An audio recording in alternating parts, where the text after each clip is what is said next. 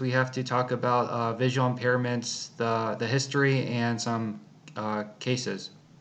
So prior to 1260 AD, people with visual impairments were kind of seen as helpless and dependent on others. The perception was the cause of blindness was due to the sins of the father.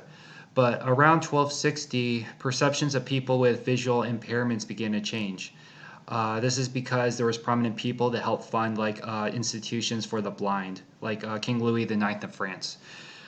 Some important key dates is the first pair of corrective glasses. It was invented in Italy around 1268 to 1300. Also, Louis Braille, he first published an explanation of his code in 1829. The first contacts were invented in 1888. Helen Keller, she was the first blind deaf student to receive a college degree, and that happened in 1903. A couple more points. The first laser vision correction procedure that took place in New Orleans, Louisiana, happened in 1988.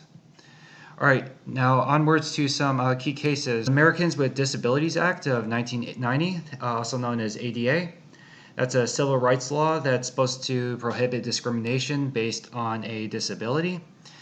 But there's some other cases that were interestingly not protected by the ADA. So let me explain. There was two significant cases. The first one was Sutton versus United Airlines.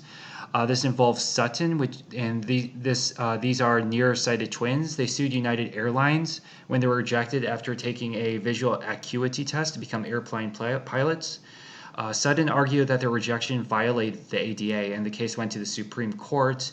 However, the Supreme Court ruled in favor of United Airlines because they said the twins could see 20/20 with corrective lenses. So because the twins could see with corrective lenses, apparently they're not disabled.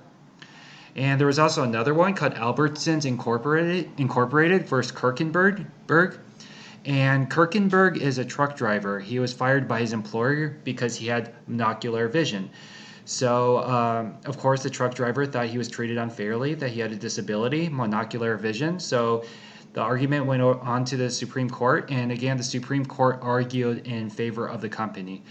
Specifically, the Supreme Court said that the truck driver wasn't disabled because he had learned to cope with monocular vision. So that was kind of interesting because the ADA apparently doesn't really have any teeth and doesn't really protect people with disabilities. All right, thank you.